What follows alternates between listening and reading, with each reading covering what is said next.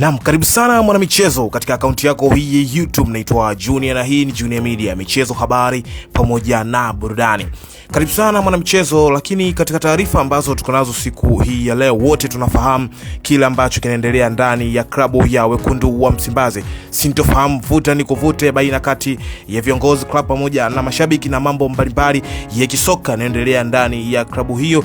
Yote nimekuletea hapa kupitia kwenye hii video. Kama ndo mara yako ya kwanza, kisha unasubscribe, share, like pamoja na kucomment ili uweze kuwa mwanafamilia na mtu wa kwanza kupata kila aina taarifa kutokea hapa.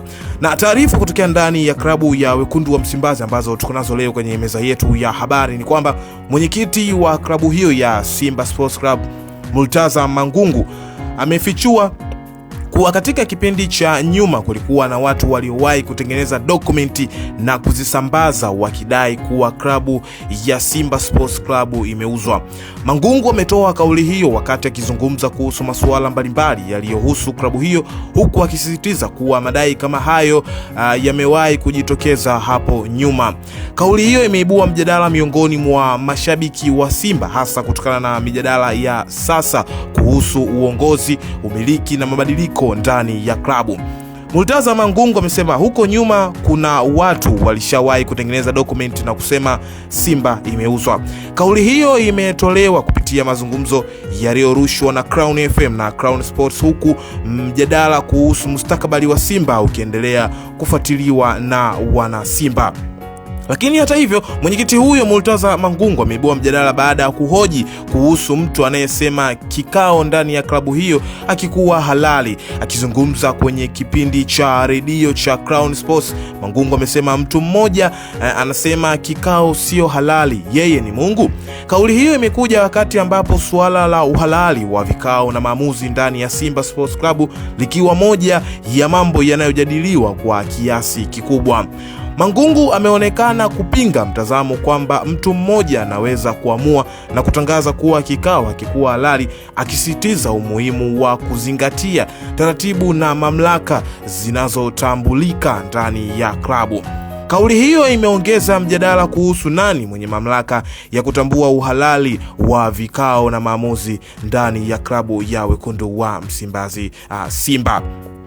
Hayo ni kutoka kwa mwenyekiti wa klabu na yale ambayo aliweza kuyaongea kwenye vyombo vya habari. Lakini aliyewahi kuwa mtendaji mkuu wa klabu ya Wekundu wa Msimbazi Simba, namzungumzia Barbara Gonzalez, ameweka tena ujumbe wa zamani aliyowahi kuchapisha mwaka 2023 kupitia ukurasa wake wa X, zamani Twitter, akisema ujumbe huo unasomeka kama ifuatavyo, na nukuu: ulevi wa madaraka haujawahi kuwa na mwisho mwema.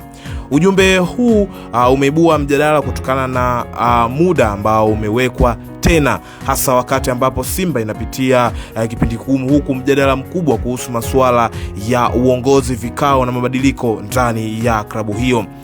Kwa baadhi ya mashabiki, hatua ya Barbara kurudisha ujumbe huo sasa imeonekana kuwa na ujumbe wa ziada, huku wengine wakiona huenda wamekuwa akikumbusha tu kauli yake ya zamani. Hata hivyo, Barbara hajaeleza wazi kuwa ujumbe huo unawahusu viongozi au tukio lolote linaloendelea ndani ya klabu ya Simba. Hivyo si sahihi kuhitimisha moja kwa moja kuwa alikuwa akiwalenga watu fulani. Kinachofanya ujumbe huo uzue mjadala ni muktadha wa muda, kwa sababu umetokea kipindi ambacho mjadala kuhusu viongozi wa Simba umechukua nafasi na sura kubwa kwenye mitandao na kwenye mijadala ya soka nchini Tanzania. Naam, mwanamichezo, niseme asante na mwanasoka ambaye unanifuatilia. Naitwa Junior, niko hapa kukuletea taarifa mbalimbali, na hayo ni moja kati ya yale machache ambayo yanaendelea ndani ya klabu ya Wekundu wa Msimbazi Simba. Majina yangu naitwa Junior na hii ni Junior Media, michezo, habari pamoja na burudani. Kukumbushe tu, kama ndio mara yako ya kwanza, usisahau kubonyeza alama neno subscribe ambayo ipo chini kushoto kwenye video hii. Usubscribe ili uweze kuwa mwanafamilia. Usisahau kushare, like pamoja na kuniandikia ujumbe wako au maoni yako kwenye sehemu ya comment. Kutoka hapa sina la ziada, lakini ni kuahidi vitu vizuri ambavyo utaendelea kukuletea kupitia katika YouTube channel yako hii. Kutoka hapa sina la ziada, nikuage na nikutakie siku njema. Bye bye.